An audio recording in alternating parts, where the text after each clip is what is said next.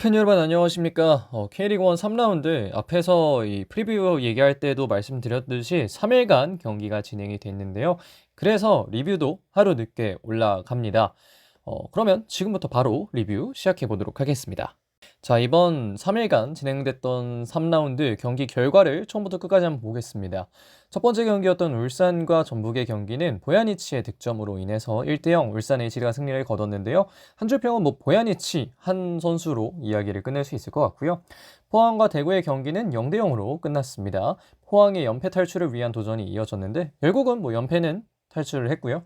무승은 이어지지만 어쨌든 연패는 탈출했다는 거, 이게 좀 중요한 게 아닌가 생각 들고, 광주와 안양의 경기는 아사니 선수의 굉장히 좋은 활약을 통해서 광주가 2대1 승리를 가져갔고요. 대전과 수원FC의 경기, 주민규 선수가 마지막에 또 극장골을 하나 집어넣으면서 대전은 하나시티즌이 승리를 거뒀습니다. 그리고 강원과 제주의 경기는 0대0 무승부가 나왔고요. 서울과 김천 역시 이제 0대0 무승부가 나왔는데, 이따가도 말씀을 드리겠지만 일단은 지금 이렇게 흰색으로 사각형 쳐둔 세 경기, 울산, 전북의 현대가 더비, 강원과 제주의 경기, 그리고 서울과 김천의 경기를 이제 하루당 한 경기씩 뽑아서 이렇게 준비를 했는데요. 지금 보시면 1대0, 0대0, 0대0이거든요. 제가 뽑아놨던 이 세 경기가 득점이 하나가 나왔습니다. 세 경기에서 하나 득점 나오는 건 좀 쉽지 않은 일인데, 앞으로 리뷰할 때는 좀 다르게 좀 뽑아봐야 될 것 같습니다. 재밌었던 경기도 위주로 좀 이야기를 해드려야 될 것 같고, 어쨌든 이번 또 공지 드릴 때 이렇게 세 경기 하겠다라고 말씀을 드렸으니까 일단 이 세 경기들 리뷰 좀 더 시작해 보도록 하겠습니다.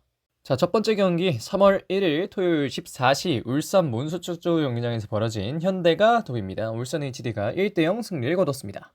자, 라인업 보여드리도록 하겠습니다. 라인업 늘 이야기 드리는 건데 늘 댓글이 나와서 좀 이야기를 드리면요, 저는 출전 시간 기준으로 라인업을 늘 배치를 합니다. 그렇기 때문에 어느 포지션 얘기해 볼까요? 울산의 이 왼쪽 윙 선발은 윤재석이 출전했지만 공기를 더 많이 뛴 건 루빅손이죠. 어쨌든 이런 의미에서 들어간다는 거 이번에도 얘기를 한번 드리고 시작해 보도록 하겠습니다.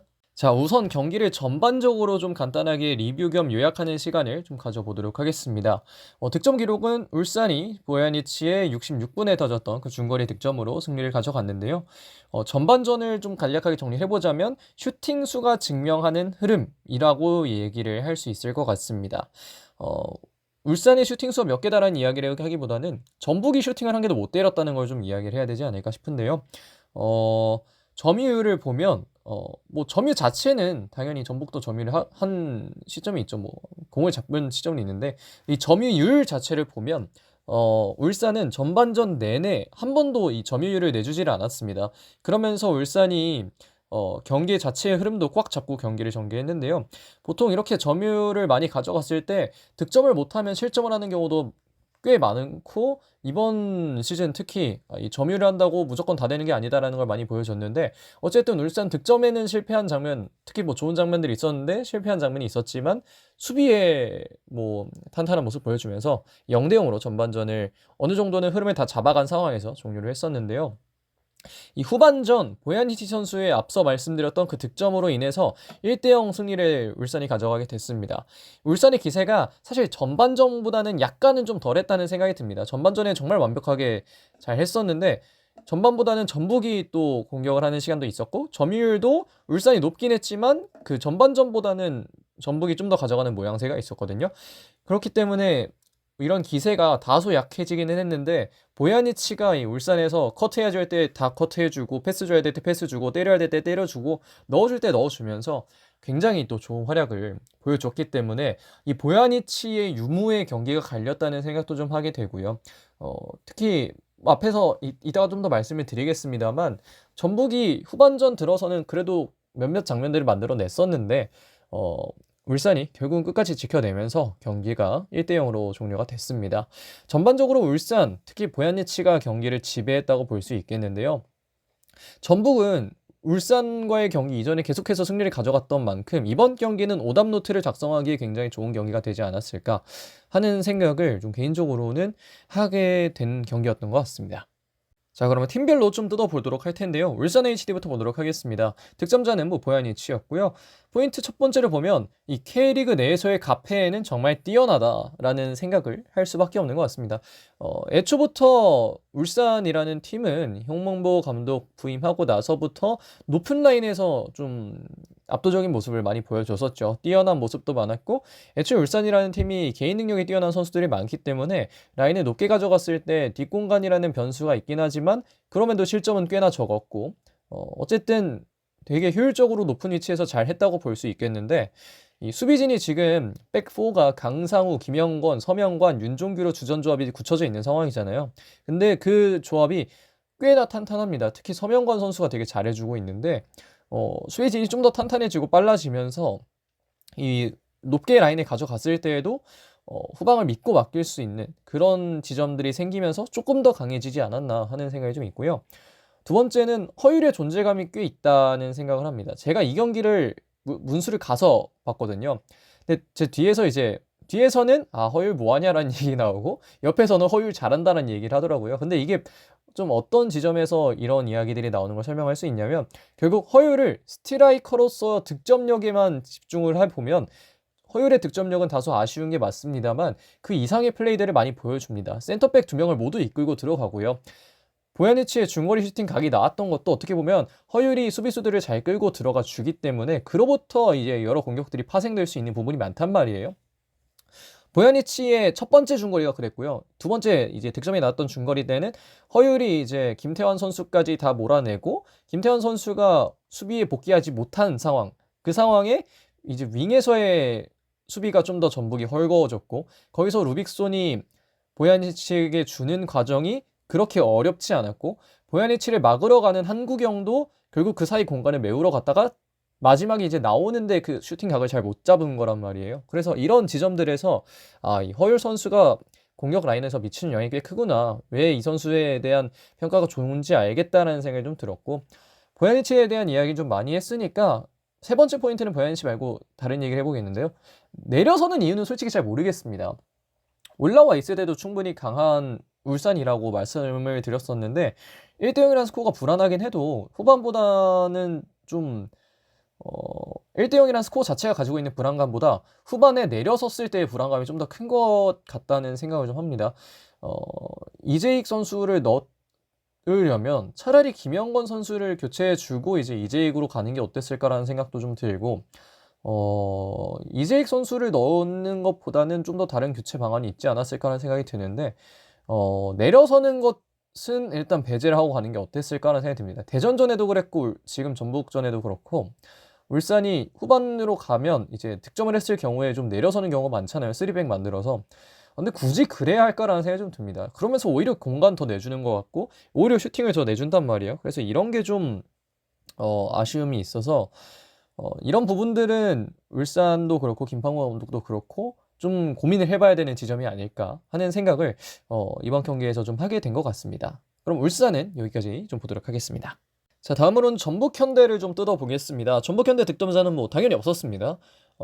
포인트를 좀 첫 번째 포인트를 먼저 보자면 이영재 선수가 좀처럼 좀 폼이 좀 안 올라오는 모습이에요. 수원FC에서의 이영재와 전북현대에서의 이영재는 좀 다른 선수라는 생각이 들 정도로 좀 힘들어하는데, 울산이 압박을 조금 더 다른 팀들보다 타이트하게 가져가니까 그 지점에서 더욱 어려워하는 게 좀 보였습니다. 그래서 이 이영재 선수가 지금 폼이 그렇게 좋아 보이진 않는 상황인데, 이 선수를 계속해서 기용해서 살리려고 하기보다는 이 강상윤이 나왔을 때 그래도 괜찮잖아요. 물론 교체로 나왔던 거고 상대팀의 체력이 좀 떨어졌을 때 나온 거라 뭐 선발로 출전했을 때는 어쩔지 잘 모르겠습니다만, 강상윤 선수의 출전 시간이나 비중을 좀 더 늘려주는 것도 괜찮을 것 같다.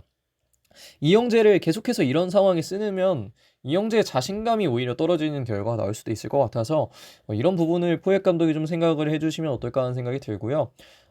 그래도 왼쪽은 꽤 강력했다라는 지점도 좀 이야기를 해보고 싶습니다. 이게 뭐 이어지는 이야기는 아닌데, 앞에서 제가 말씀드렸잖아요. 경기 전반적으로 한번 돌아볼 때 전북현대 후반전에도 그렇고 전반전에도 그렇고 송민규 선수가 가지고 있는 이 능력이 되게 좋아요. 득점까지는 결국 만들지 못했지만 굉장히 본인의 드리블 템포가 다른 선수들과 다르다는 것도 잘 이용을 할 수 있고, 송민구가 가지고 있는 어떤 파괴력도 뭐 예전에 포항에서의 송민규만큼은 아니지만 그래도 꽤 강력하고, 최우진 선수가 이전보다는 또 괜찮았습니다. 이 왼쪽에서 결국 실점은 오른쪽에서부터 이제 시작이 된 거고, 어, 최우진 선수의 공격적인 측면이 이번 경기에 좀 되게 잘 나와서 저는 김태현을 써야 되는 게 아닌가 생각을 했는데 최우진이 꽤 괜찮았다.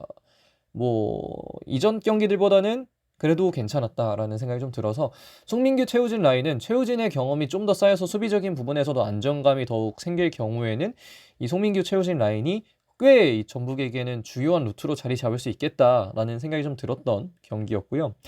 마지막 이야기를 좀 해보자면 울산 수비진이 꼼파뉴를 되게 잘 막았습니다. 보면 이 K리그 데이터 팀에서 평점을 매길 때 사실 그렇게 평점 잘 안 줘요. 정말 잘해도 8점대 넘기기가 힘든데 김영건, 서명관이 7.8, 7.6 이렇게 받았거든요. 이 이야기는 되게 잘했다는 얘기입니다. 이게 소파스코나 이런 기계식 평점보다 이 선수 이게 결국 TSG에서 매기는 걸로 알고 있는데 이분들이 생각보다 높은 평점을 안 주는데 서명관, 김영건에게 잘 줬다는 건 그만큼 되게 효율적으로 잘 막았다는 이야기인 건데, 앞에서 말했던 왼쪽은 꼼파뉴가 힘들 때에도 좀 활약을 해줬지만 오른쪽은 좀 아쉬웠다. 특히 전병관, 김태환으로 이어지는데 김태환의 크로스는 여전히 두둥실이고, 물론 뭐 체력적으로 뛰어나서 위협적인 움직임도 있지만 전병관이 생각보다 조금 더 영향력을 좀 보여줘야 되는 게 있겠다. 물론 강상호가 왼쪽에서 잘해준 것도 있지만 오른쪽에서 좀 더 발전 방안을 찾아야 하지 않을까 하는 생각이 좀 들었던 전북 현대 모터스였던 것 같습니다. 자, 그러면 전북도 여기까지만 좀 보도록 하겠습니다. 자, 이 경기 MVP는 뭐 보야니치죠. 한 골을 기록했고 결승골이었고 공격, 수비 전반에서 모두 좋은 활약 보여줬습니다. 더 많이 말할 게 없네요. 보야니치는 너무 잘했습니다. 자, 그러면 울산과 전북의 현대가 더비 리뷰는 이 정도까지 하도록 하겠습니다. 자, 다음으로 볼 경기는 3월 2일 16시 30분 춘천 송암 스포츠타운에서 벌어졌던 강원과 제주의 경기고요. 이 경기 0대0 무승부 났습니다. 자, 이 경기 라인업 지금 보시는 바와 같은데요. 본인 팀 부분만 따로 빼서 볼 분들을 위해 다시 한번 말씀드리면, 저는 출전 시간이 조금 더 긴 선수들을 기준으로 해서 이 포메이션에 넣어 놓는다는 거 이야기를 드리고, 이 포메이션에 조금 더 집중을 하지 선수에게 집중을 하지는 않기 때문에 이런 부분은 뭐 이렇게 나왔다 정도만 좀 보시면 좋을 것 같습니다. 0대 0이었고 전반전 후반전 다 좀 큰 기조에서 말씀드릴 건 비슷해서 좀 짧게 간단한 리뷰를 해보자면, 득점 기록 없었고요. 전반전은 참 누가 사제지간 아니랄까봐 라는 생각이 들었는데 두 팀 모두 실제 본인들의 전술과 전혀 다르게 시트지를 제출했고요. 전반적으로는 제주가 흐름을 좀 가져가는 모양새였지만 두 팀의 의도는 전 경기와 같았기 때문에 사실상 시트지를 바꾸건 건 큰 의미는 없었다. 제주가 이렇게 냈을 때도 강원은 뭐 대충 4-2-3에 서겠지 생각했을 거고, 강원이 시트지를 백4로 내도 얘네 3백 쓰겠지라고 서로 생각했을 텐데, 뭐 그걸 알고 있는 것 같이 두 팀 다 비슷하게 경기를 했는데 전반적으로는 제주의 흐름이었지만 뭐 그렇게까지 득점이나 이런 부분에서 위협적인 장면이 다수 나오진 않았다 정도로 정리할 수 있겠고, 후반전도 좀 그렇습니다. 후반전은 양팀 모두 이 시퀀스를 만들어가는 과정에서 시작은 뭐 어찌저찌 합니다. 이제 좀 하프라인까지 가고 뭐 이런 거에 대해서는 좀 괜찮은데 마무리가 좀 아쉽고요. 마지막 패스를 넣어주기까지의 그 패스가 좀 안 되는 부분이 좀 있었고, 마지막 패스가 나온다고 한들 마무리가 잘 안 됐고, 선수들의 기술적인 측면에서의 아쉬움도 좀 많았습니다. 사실 상암만 잔디가 좀 되게 안 좋다는 이야기가 많이 나왔는데 이날 춘천도 잔디 되게 안 좋았어요. 비도 많이 왔고 그런 부분에서의 좀 아쉬움이 있었던 것 같습니다.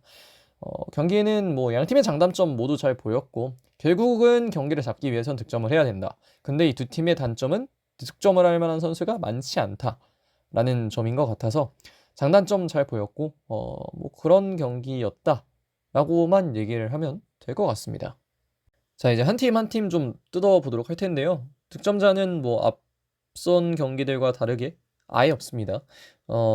그래도 이제 포인트를 하나씩 찍어보자면 이지호는 정말 좀 다른 선수다라는 느낌이 좀 듭니다. 뭐 큰 폭은 아니었지만 이게 강원도 결국 20세 이하 대표팀 간 선수들이 돌아오면서 22세 이하를 써야 했기 때문에 진준서 선수가 나왔다가 이지호 선수가 들어갔잖아요. 근데 그 투입 직후에 바로 또 흐름을 살짝 바꾸는 모습들이 있더라고요. 그래서 이지호가 정말 지난 두 경기가 플루크가 아니었구나, 이번 경기까지 좀 잘하는구나. 저는 일단 한 선수가 이렇게 빛나는 경우에는 최소 3라운드, 뭐 최대한 5라운드, 6라운드까지는 봐야 된다고 생각을 하는데, 3라운드까지는 어느 정도 이지호가 잘 보여주고 있다는 생각이 들었고, 강원 공격에 되게 큰 영향력을 보여주고 있는 것 같아서 이 이지호가 앞으로 어떤 활약을 할지가 상당히 기대가 되는 부분이 있었습니다. 그리고 이제 두 번째 포인트로 넘어가면, 뭐 앞서도 말씀을 드렸지만 좀 아쉬움이 있었던 경기였는데, 제주가 전반전에는 활동량 많이 가져가면서 강원의 공격을 좀 막아줬는데, 그 다음에 에너지 레벨이 떨어진 후에도 강원은 좀 전개에 어려움을 겪었습니다. 일단은 활동적인 측면에서 에너지 레벨을 좀 더 높여야 하지 않을까 하는 생각이 있고요. 그리고 뭐 이어서 이야기를 해보자면, 외국인 톱도 좀 안 좋아서 활동적인 측면에서의 레벨도 높여야지만, 일단 기본적인 전개 과정에서 마무리를 준다고 해도, 특히 강원은 후반에 이제 크로스 상황이 좀 많이 나왔는데, 그 크로스가 나온 상황에서 코바체비치가 제대로 마무리하지 못하는 부분, 이런 부분들이 좀, 가브리엘을 전반전에 봤을 때도 그렇고 코바체비치를 후반에 봤을 때도 그렇고, 둘 다 좀 아쉬움이 많이 느껴집니다. 답답함도 좀 많이 느껴지고, 결국 강원은 득점을 할 수 있는 선수가 있어야 하는 건데, 지금 뭐라고 할까요? 오른쪽 윙에 설 수 있는 선수가 없어서 이지호를 오른쪽으로 옮겼고, 왼쪽에 이상원을 두고 있는 상황인데, 그러면서 사실 이상원은 어, 보다 뭐라고 할까요? 본인이 잘할 수 있는 위치보다 다른 위치에 있기 때문에, 결국은 이러면 원톱의 공격력이 조금 더 잘 폭발이 돼야 이게 좀 메워지는 게 있는데, 그게 좀 안 메워져서 좀 상당히 아쉬운 부분이 좀 있습니다. 뭐 강원 팬들도 계속 느끼실 거고요. 득점이라도 하면 그 선수를 기용할 텐데, 가브리엘의 개막전 그 골 이후로 가브리엘도 그렇게까지 치명적인 모습 못 보여주고 있고, 코바체비치도 그렇게까지 좋은 모습 못 보여줘서, 이 부분이 결국 전개도 그렇고 전개를 했을 때의 마무리도 그렇고, 이런 부분들이 좀 아쉬운 지점이 있다. 분명 정효호 감독이 짜오는 게임 모델은 꽤 괜찮아 보이는데, 선수들이 이런 걸 수행하는 측면에서 좀 더 날카로운 모습을 보여줘야 하지 않을까 하는 생각이 이번 경기에서 좀 두드러지게 보이지 않았나 하는 생각이 듭니다. 뭐 강원은 이 정도로 보도록 하겠고요. 자, 다음은 제주 이야기를 좀 하겠는데요. 제주는 한 발 더 뛰는 축구, 이게 잘 맞아 들어가는 것 같습니다. 전반전에 특히 많이 빠르게 제주의 선수들이 많이 뛰어줬고요. 전환 속도에서 상당히 좋았기 때문에 전반전을 지배할 수 있었는데, 후반전으로 들어가면서 에너지 레벨이 떨어지는 건 당연히 사실 어쩔 수 없잖아요. 뭐 제주만 떨어지는 것도 아니고 다들 떨어지는데, 후반전에서 에너지 레벨이 떨어졌을 때 그걸 다시 올려줘야 하는 건 교체 멤버들인데, 지금 교체 멤버로 주로 들어오는 공격수들이 유리와 서진수입니다. 근데 이 두 선수가 너무 안 올라와요. 이 기회는 부여받는데 그닥 위협적이지 않다는 생각이 당연하게 들고요.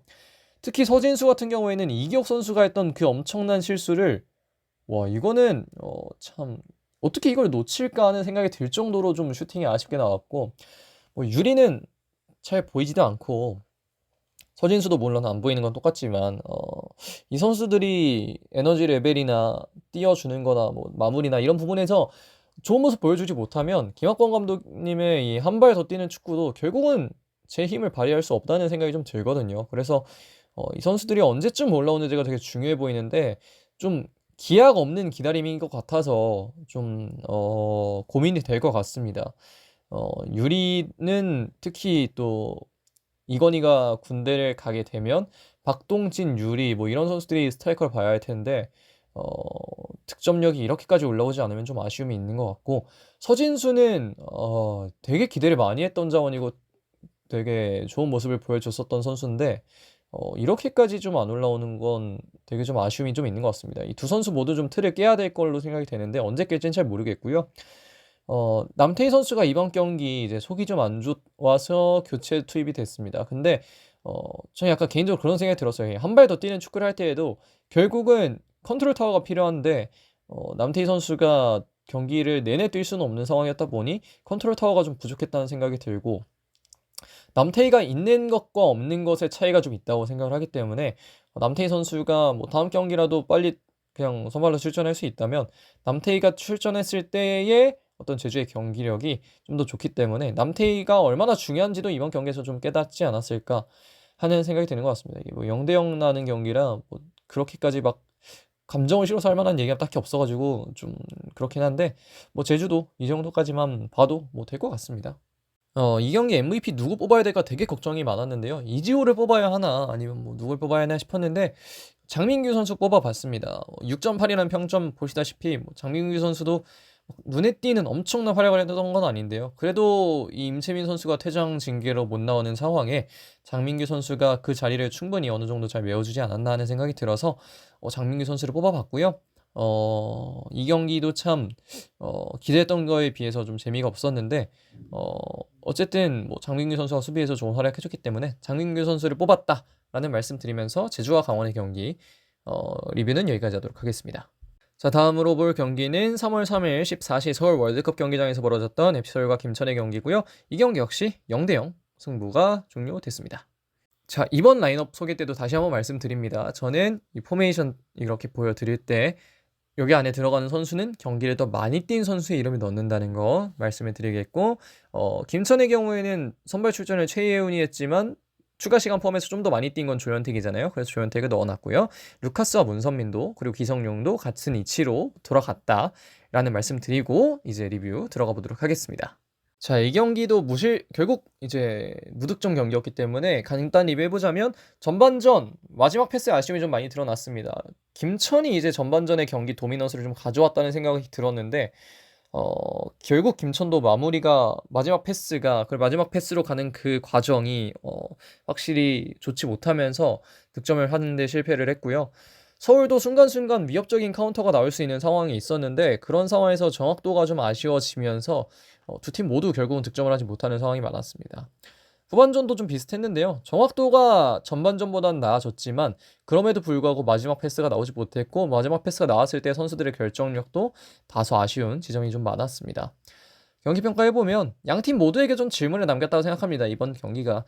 물론 상암의 잔디가 정말 안 좋았기 때문에 구장 관리자분들에게도 질문이 던져지긴 했지만 경기를 풀어내는 과정과 그리고 이 선수들을 어떤 선수를 기용해야 하나라는 생각을 하는 과정에 정정용 감독이나 김기동 감독이나 약간의 스스로에게 그리고 선수들에게 질문을 던질 수 있을 만한 경기가 이번 경기가 아니었나 하는 생각이 좀 드는 것 같습니다. 자, 뜯어보도록 하겠습니다. 일단 서울인데요. 서울의 사실 가장 첫 번째 문제는 전 상암 잔디 문제였다 생각합니다. 앞서 말씀드렸을 때 이제 뭐 전개가 아쉬웠다 이런 얘기 드렸지만 개인적으로는 이 김기동 감독의 축구를 온전히 구현하기엔 잔디 퀄리티가 좀 많이 아쉽습니다. 디딤발도 못 잡아주고 선수가 돌아가는 것도 못 잡아주고 이러면 사실 잔디가 아니라 그냥 모래바닥이죠. 근데 좀 더 푹신할 뿐이고 이거는 제가 그 서울대 안양 경기 보러 서울 월드컵 경기장 갔을 때도 선수들이 그냥 밟고 뛰어 스프린트 하려고 하면 계속 잔디가 튀더라고요. 그래서 이거는 시설관리공단에서 조금 더 신경을 써주시면 좋겠는 문제인 것 같고 특히 이 서울은 객단가도 비싸고 그리고 최고의 선수들이 있고 이런 팀인데 큰 돈 내고 들어오는 팬들 그리고 정말 우리나라에서 또 정말 인기가 많은 선수들 뛰는데 이 정도 퀄리티의 잔디는 좀 아니지 않나 하는 생각이 들어서 이건 좀 뭐 구단이 신경 쓸 수 있는 부분은 아니잖아요, 솔직히. 이건 시설관리공단에서 우리나라 같은 경우는 신경을 좀 써주셔야 되는 부분인데 계속해서 이슈가 되고 있고 문제가 되고 있는 만큼 이 하나로 바뀔 수 있을지 모르겠지만 제발 신경 좀 써주셨으면 좋겠다 하는 얘기를 좀 드리고 싶고 이제 좀 경기 이야기로 포인트를 좀 이야기를 해보자면 결국은 둑스의 빠른 적응이 좀 필요해 보입니다. 이번 경기는 이승모 선수를 톱으로 올렸던 김기동 감독인데요. 이승모 선수를 톱으로 쓸 만큼 톱에서 이 선수가 톱에 딱 어울린다라고 생각할 만한 선수가 없었다는 생각이 좀 듭니다. 조용욱도 등번호는 9번을 달고 있지만 9번 자리에서 그렇게까지 큰 영향력 보여주지 못했고 나머지 선수들 톱으로 나올 수 있지만 경기 못 나오는 선수들은 그만한 이유가 있겠죠. 저는 김기동 감독의 선택에는 이유가 있다고 생각합니다. 못 나오는 선수들은 다시 한번 돌아보고 좋은 모습을 보이기 위해 노력을 해야 될 걸로 보이고요. 둑스의 빠른 적응은 선택이 아니라 필수일 걸로 보이고 오늘 경기는 사실 출전 시간도 많지 않았고 했기 때문에 보여줄 수 있는 게 좀 적었지만 둑스가 빨리 적응을 해서 경기에 선발 출전해서 한 60분 이상은 뛸 수 있을 정도로 몸이 만들어져야 서울의 어떤 원하는 축구에 좀 더 다가설 수 있지 않을까 하는 생각이 들고요. 다음으로는 이제 중원 조합을 좀 얘기해 보고 싶은데 링가드 선수가 이 선에서 프리롤 같이 좀 뛰는 경우가 있는데 링가드 선수의 템포가 다른 선수들보다 한 걸음에서 두 걸음 정도 빠릅니다. 근데 이거를 이제 맞춰줘서 살리면 서울의 공격은 정말 강해지는 거고 이걸 못 살리면 링가드가 뽀로그처럼 보이게 되는데 링가드가 볼 호그는 아니잖아요. 사실 본인의 플레이 스타일이 결국은 양쪽에서 좀 도와주는 게 있어야 되는데 이 중원 조합을 어떻게 맞추냐에 따라서 이 링가드의 템포를 살려서 공격의 파괴력이 높아질 수 있는 건데 뭐 기성용, 정승원, 이승모, 황도윤 다양한 선수가 있는 이 상황에 어떤 선수를 써야 하는지도 이 김기동 감독은 좀 고민이 될 것 같아요. 하지만 고민이 되겠지만 이 조합 빨리 찾지 못하면 링가드도 제대로 살리지 못하고 다른 선수도 살리지 못하는 결과가 나올 수 있다는 생각이 들어서 김기동 감독은 이런 부분 좀 고민을 해야 되지 않을까 하는 생각이 듭니다. 자, 그럼 서울은 여기까지 보도록 하겠습니다. 자, 다음으로는 김천을 보도록 할 텐데요. 김천은 제가 보기에 가장 크게 보이는 건 최전방의 문제입니다. 아무리 김주성 야전이 이 경기 좋은 활약을 보여줬다고 해도 정말 박상혁 선수 이번에 그 화면에 많이 나오지도 못했어요. 박상혁 선수가. 물론 원톱을 사용하기 때문에 더욱 그런 지점이 두드러지게 보일 수는 있겠지만 박상혁 선수가 그렇게까지 잘 보이지 않았고 그렇기 때문에 비교적 약점으로 지금 김천은 뽑히는 게 톱이잖아요. 유강현, 박상혁, 원기종 뭐 이 정도 선수들이 있는데 지금 박상혁 선수가 많이 나오고 있는 상황에 그렇게까지 파괴력이 있는 모습을 못 보여주고 있기 때문에 이 부분을 어떻게 감독님께서 해결할 수 있을지가 좀 궁금한데 개인적으로는 원기종에게 조금 더 출전 시간을 부여해도 되지 않을까 하는 생각이 좀 있고요. 유강현 선수 같은 경우에도 물론 저는 경기만 보는 거고 뒷이야기들은 잘 알지 못하기 때문에 정종윤 감독님의 선택에 대한 의도를 뭐 다 세세하게 파악할 수는 없겠지만 원기종이나 유강현 이런 선수들에 대한 기용도 생각을 해봐야 되는 부분이 있겠다 좀 이야기를 해보고 싶고 두 번째 포인트를 보자면 그래도 중앙 라인은 되게 안정적이다. 3선에 있는 김봉수와 서민우 그리고 센터백에 있는 박찬영과 박승욱은 이번 서울과의 경기에서도 그렇지만 전반적으로 되게 좋은 모습을 많이 보여줬어요. 지금까지. 그렇기 때문에 뭐 제주전에서는 실점이 좀 많았고 전북전에서도 멀티 실점을 했지만 이 네 명의 선수들은 전반에서 코어를 잘 갖고 있기 때문에 중앙에서 이 부분들을 기반으로 좀 올라가야 될 걸로 보이는데 다만 측면 수비가 같이 올라온다면 좀 더 좋겠죠. 근데 측면 수비는 다소 발전이 필요해 보이고 그래도 이 선수들이 안정적이라는 측면에서 김천은 그래도 어느 정도는 믿고 경기를 흘러갈 수도 있도록 하는 그런 점은 좀 있다고 생각합니다. 이 선수들 다 똑똑하게 볼 잘 차는 선수들이니까요. 마지막 포인트를 보자면 좀 윙어 활용을 좀 이야기하고 싶은데 분명 김천의 윙 뎁스가 나쁘진 않습니다. 네임밸류도 좋죠. 김대원, 뭐 이동준, 뭐 모재현, 김승섭 다 좋은 선수들인데 윙에서의 파괴력은 그 뎁스와 네임밸류의 배선 좀 많이 낮다는 생각이 들어서 이 윙어 활용 방안에 대한 것도 좀 고민해야 되지 않을까. 결국은 이 최전방, 윙 다 공격 문제가 좀 커요. 물론 측면 수비도 문제가 있지만 이런 부분들을 어떻게 지금 정정준 감독님께서 고민을 하고 계실지 좀 궁금해지고 김천 팬분들도 이런 부분에서 좀 답답함이 풀려야 된다고 생각을 하거든요. 개인적으로는 그렇기 때문에 지금 제 텐션을 보시면 아시겠지만 이 경기들이 다 재미가 없으면 저도 이렇게 텐션이 좀 낮아집니다. 문제점들만 많이 이야기를 하게 되고 그래서 김천도 이런 문제를 좀 빨리 해결을 해줘야 되지 않을까 하는 생각이 좀 드는 것 같습니다. 자, 이 경기 MVP 저는 김봉수 선수를 뽑았는데요. 3선에서도 그렇고 이 수비를 메워주는 방면에서도 그렇고 김봉기 선수가 경기 영향력이 참 좋구나라는 걸 이번 경기에서 좀 느꼈던 것 같습니다. 수비적인 부분에서 특히 기여도가 좋은 선수고 이 선수가 몸적으로도 지금 되게 올라와 있는 상태인 것 같고 축구에 대해서 조금 더 올라오는 상황이 되는 것 같아서 김봉수 선수의 앞으로가 좀 기대가 되는 측면이 있고요. 김주성 야전도 좋은 모습 보여줬지만 개인적으로는 좀 김봉수 선수가 3선에서 좋은 활약을 보여주고 있는 것 같아서 김봉수 선수를 뽑았습니다. 뭐 여기까지 이 서울과 김천의 경기도 리뷰 마치도록 하겠습니다. 자, 베스트 11 뽑아봤습니다. 역시 4-4-2고요. 키퍼는 대구 오승훈, 백포에는 이태석, 안톤, 서명관, 임창우, 그 위에는 오후성, 김민혁, 보야니치, 아싸니, 투톱은 못다와 주민규 선수를 뽑아봤습니다. 이 세 경기만 봤다고 다른 팀들을 뺄 수 없잖아요. 이 광주에서 아싸니, 오후성 잘했고 이 대구와 포항의 경기에서 오승훈 선수 잘 막았고 이태석 선수 나쁘지 않았고요. 안양과 광주 경기 못다는 그래도 좀 잘하더라고요. 톱도 뽑을 선수도 많이 없기도 했고 그래서 이 선수들 뽑았다는 거 좀 말씀을 좀 드리도록 하겠습니다. 자, 현재 K리그1 순위 마지막으로 좀 정리를 해드리겠습니다. 1위는 대구, 2위 대전, 3위 울산, 4위 광주, 5위 제주 SK, 6위 전북, 7위 김천, 8위 강원, 9위 서울, 10위 안양, 11위 수원FC, 그리고 아직은 최하위에 포항 스틸러스가 위치해 있습니다. 자, 여기까지 3라운드 리뷰해 봤습니다. 저도 좀 텐션이 좀 많이 떨어지고 경기들도 텐션이 많이 떨어져서 이번 라운드들에 이야기할 것은 좀 많았는데 좀 이야기들이 좀 재미없게 전달이 된 것 같아서 저는 좀 아쉬움이 좀 있는데요. 소문난 잔치만 먹을 게 살짝 있었고 다른 경기들은 먹을 게 좀 많이 없어서 아쉬운 점이 있는데요. 다음 라운드 리뷰할 때부터는 경기를 미리 고르지는 않고 그냥 좀 다양하게 좀 둘러보다가 이 경기들을 리뷰하면 좋겠다는 생각이 드는 경기를 리뷰를 하는 걸로 한번 또 방향을 한 번씩 틀어보도록 하겠습니다. 자, 그러면 이번 라운드 리뷰는 여기서 마무리를 하도록 하겠습니다. 고맙습니다.